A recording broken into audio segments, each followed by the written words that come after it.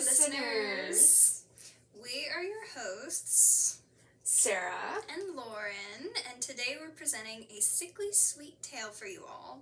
Since it is our first episode, we will introduce the concept behind the show for you all. Each episode, our team has researched a case for us to present. In each episode, we will present a case wherein a marriage or relationship ends in murder. Our audience will decide whether the tale we are telling is fact or fiction. The answer will be revealed at the end of each episode, so make sure to stick around to find out if you're correct or not. Today we'll be presenting the case of Cordelia Botkin for you all. This case takes place primarily in 19th century San Francisco, California. Cordelia Botkin was born in 1854 in Kansas City, Missouri. She was previously known as Cordelia Brown. When she was 18, she would marry a wealthy grain broker by the name of Welcome Botkin. The two would go on to have a son by the name of Beverly in 1874. Soon after the family moved to California, Welcome had received a new job opportunity that required them to move to San Francisco. It didn't take long for Welcome and Cordelia to find their marriage in rocky waters. Cordelia always had colored slightly outside the lines, and she had a vain air about her, bragging to friends about how many times she had been photographed and how beautiful she thought herself to be. In these photographs, she often would pose with her arms up and behind her head, emphasizing her face and her breasts.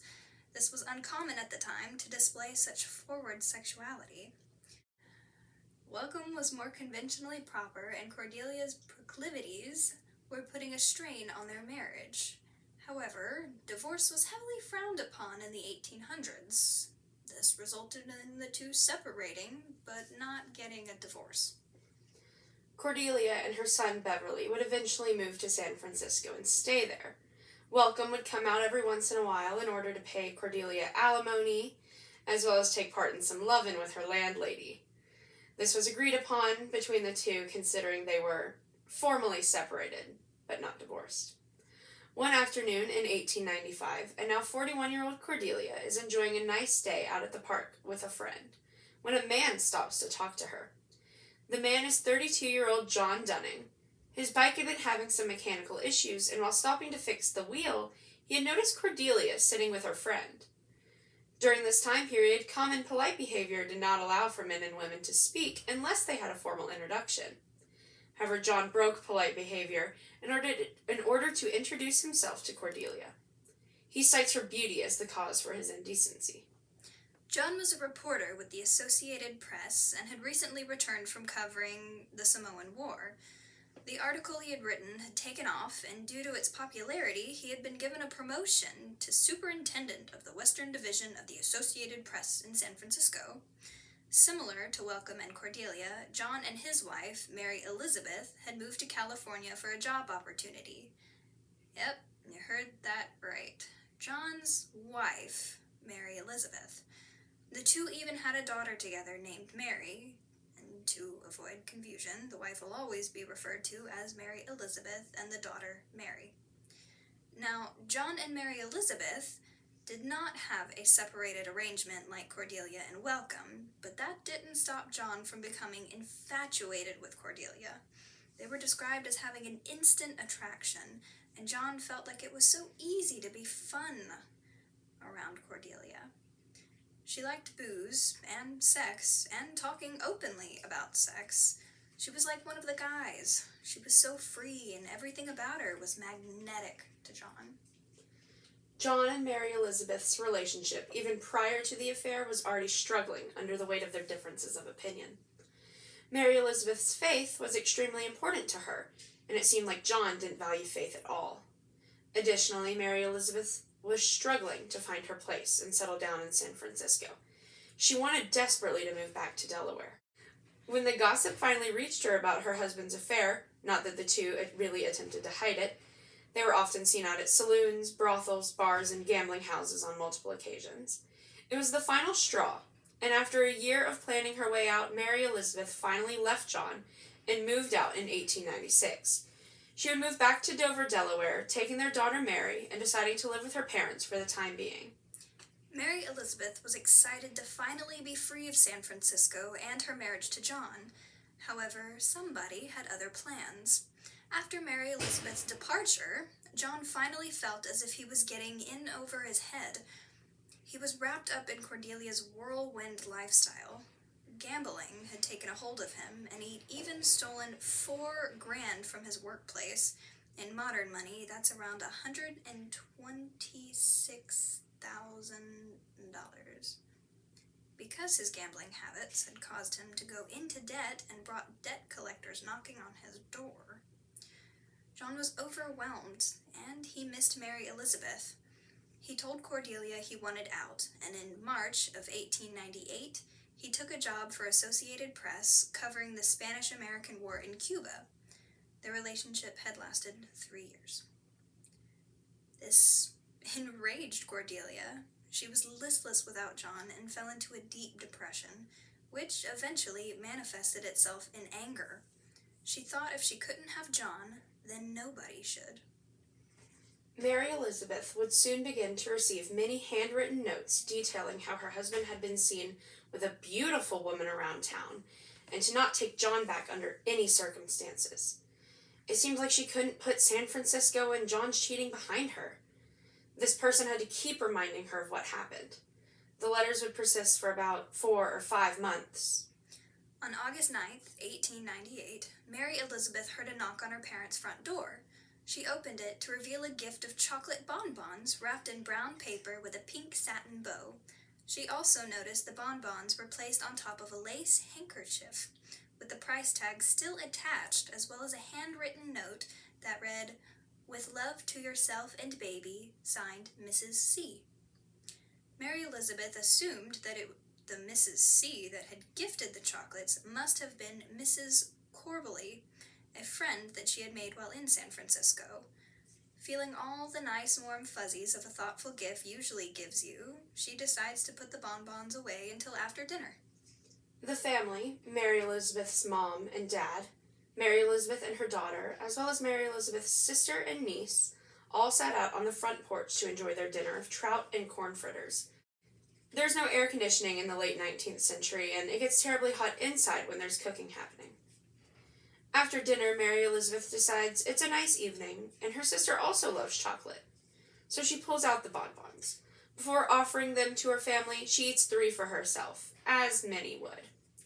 Since her sister also loves chocolate, she takes a couple pieces for herself. The children each get 1 piece, as well as 1 piece going to the neighbors' kids who'd come over. Mary Elizabeth's mom and dad both passed on the chocolate bonbons for the night.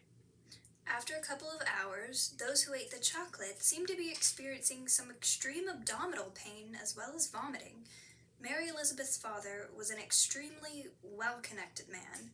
He was a Delaware congressman, so he called a doctor immediately.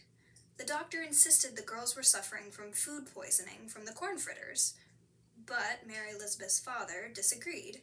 They had all eaten the corn fritters, and he wasn't sick, and neither was his wife. However, after a few hours, the symptoms seemed to fade for everybody except Mary Elizabeth and her sister. Mary Elizabeth's father called another doctor for a second opinion. This doctor agreed that it wasn't food poisoning. The girls had been poisoned, however, and it wasn't from undercooked or badly prepared food. He also told the girls' father that there was nothing he could do for them. The girls' sickness continued to progress, and they both experienced bloody diarrhea as well as delirium. It took about 3 excruciatingly painful days for the girls to die. And their father was rightfully angry and began a crusade to find their killer. Given his well-connected status, the girl's father was able to send the last few bonbons to a chemist named Dr. Wood. The chemist reported that the bonbons tested positive for arsenic. Arsenic was a chemical element that was commonly used in the Victorian era. It was typically mixed with vinegar and chalk to lighten the skin of upper-class women. It was also commonly used as a poison. Mary Elizabeth's father knows he needs to get information to John of her passing, and when he tells John, the man immediately returns to the States and rushes to Delaware. The girl's father showed John the letters, as well as the box of chocolates, and the note card that came with the chocolates, and he asked for an explanation. for his daughter's death, for the cheating, for everything. John immediately recognized Cornelia's handwriting and confirms that the note card and the letters were from the same source. He also admitted to the girl's father that he might have mentioned that Mary Elizabeth had a sweet tooth and that she had a friend named Mrs. Corbally to Cordelia at some point or another. The girl's father immediately called the Dover and San Francisco police departments, and so begins the investigation. The brown paper wrapping and pink satin bow were the first, most obvious clues for the San Francisco police. They were the iconic gift wrappings for a well-known sweet shop known as George Haas Confectionery. The detectives found the clerk who had sold the bonbons and noted that the description the clerk gave matched that of Cordelia Botkin. The clerk had remembered the customer specifically because she had asked not to get a full box of bonbons, saying that she was going to put some of her own homemade bonbons in there as well. With that lead, they moved on to the lace handkerchief, also easily identified as from an iconic San Francisco store, the City of Paris department store. The saleswoman who had sold the handkerchief remembered Cordelia's appearance because apparently she looked exactly like her dead mom. The woman showed the investigators a photo of her mother, and it was said the two could have easily been twins or sisters. The last simple clue was to find where the package had been shipped from. Given there were few postal offices in the area, it did not take long for the investigators to find the clerk who had helped Cordelia ship the package. The clerk could easily give a description of the package that Cordelia shipped, as well as a description that was consistent to her appearance. She was remembered so well because the postal worker's name was John Dunningham, eerily similar to the Mrs. John Dunning Cordelia was mailing the package to. With all the easy leads tied up with a bow that left the hardest one tracing down where Cordelia had purchased the arsenic. They had to search every drugstore in the city since arsenic was easily purchased at the time and often used for powders. Just as investigators were about to call the arsenic a dead end, they found a druggist that described Cordelia perfectly at the Owl drugstore.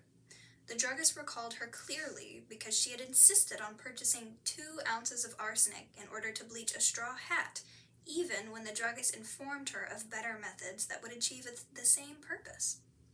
The final clues would come down to a search warrant for Cordelia's room in the Victoria Hotel, as well as the letters that were sent to Mary Elizabeth. When they served the search warrant, Cordelia wasn't present. However, everything the police needed was. She had left extra brown paper packaging and pink satin ribbon behind in her room. This was a concrete connection to the package Mary Elizabeth had received. Finally, the letters sent to Mary Elizabeth, the note card from the package, as well as love letters Cordelia had handwritten John, were all analyzed by a handwriting expert, and they all came back as matching one another. And since one of them was confirmed as written by Cordelia, that meant they all must have been. The police finally had enough evidence to arrest Cordelia. So, now you've heard the tale. Have you decided? Is it real? Is it fake?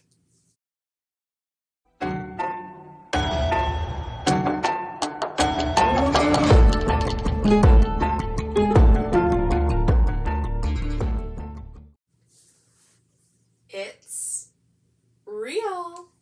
To hear more about her sentencing, you can visit our episode titled Case Closed, which will explain all of the outcomes of our factual cases we've presented to you. Thank you so much for listening and guessing along with us today. We appreciate all the support. If you'd like to get updates whenever we post, you can click the subscribe button down below and make sure to make some chatter in the comments section about your thoughts on the case. We'd love to hear everything you have to say. Our social media will also be linked below if you'd like to learn more about our slice of life.